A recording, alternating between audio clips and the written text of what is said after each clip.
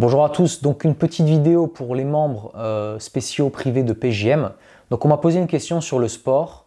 La question c'était quel sport pratiquer quand on est maigre, comment ne pas surcharger son système nerveux, quel type de sport pratiquer, quelle durée, etc. etc. Bon, je vais faire court et précis.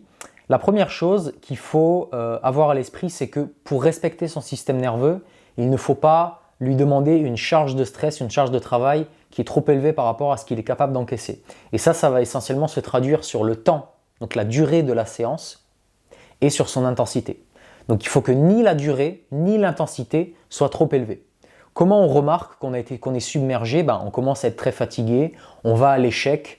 Ce genre de signaux vont être à surveiller. Il ne faudrait jamais terminer, en tout cas si on est maigre et qu'on a déjà un système nerveux qui est un petit peu fébrile, pour moi on ne devrait jamais terminer une séance de sport en étant complètement cramé, complètement fatigué, qu'on ne peut plus rien faire, qu'on a besoin d'une demi-heure, une heure pour récupérer et surtout qu'on va à l'échec.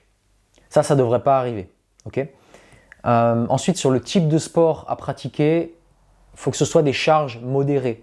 Je pense que la meilleure alternative, le meilleur type de sport à faire en attendant, c'est tout ce qui est au poids de corps, des pompes, des dips, des squats, des choses comme ça. Troisième chose, pour que l'intensité ne soit pas trop élevée, pour que la séance ne dure pas trop longtemps, il faut découper la série sur toute la journée. Si par exemple tu prévois de faire 300 pompes dans la journée, au lieu de te faire 20 séries de 15 pompes dans la même séance, en fait ces 20 séries de 15 pompes, tu vas les étaler sur toute la journée. Et tu vas te faire par exemple 5 moments dans la journée, 5 séances où tu vas faire 4 séries de 15 pompes.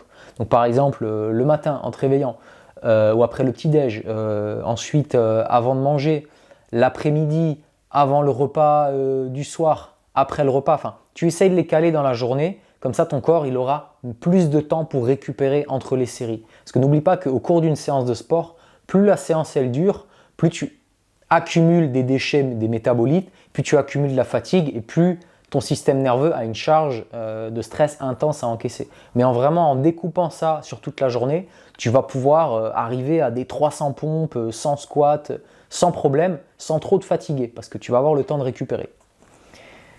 Quatrième conseil qui découle directement du premier, je l'ai déjà dit, mais je vais insister de nouveau là-dessus, c'est ne jamais aller à l'échec. Jamais, jamais, jamais, jamais. Moi, je me souviens, je me suis tué aux séries de pompes en faisant le plus possible et en arrivant à un point où je ne pouvais même plus rester en pompe tellement j'étais cassé. Ça, c'est typiquement le genre de choses qu'il ne faut pas faire quand on a un système nerveux un peu fragile et quand on ne veut pas perdre de poids. Et cinquième conseil, c'est de ne pas trop faire de cardio. Je ne dis pas qu'il ne faut pas en faire du tout, mais plus tu vas faire du cardio, plus tu vas sécher. Tu as un tempérament nerveux, longiligne comme moi, il ne faut pas se bercer d'illusions. Plus on va faire de cardio pendant longtemps, plus ça va nous être préjudiciable.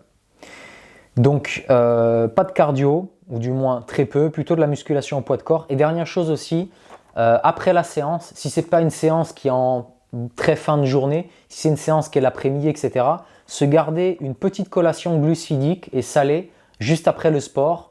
Donc ça peut être un petit fruit avec un peu de sel dessus, ça peut être un jus d'orange, ça peut être un petit truc, une cuillère de miel avec un peu de sel, mais un petit truc glucidique et un peu de sel qui va directement permettre à ton corps d'atténuer les hormones de stress et de mieux encaisser cet effort physique. Voilà pour les 5-6 conseils, j'espère que ça t'a été utile. Et puis si tu as d'autres questions, pose-les sur le canal Telegram ou directement par mail à contact@jeremydalzan.com et j'y répondrai avec plaisir dans la prochaine vidéo. Allez, je te dis à plus, ciao!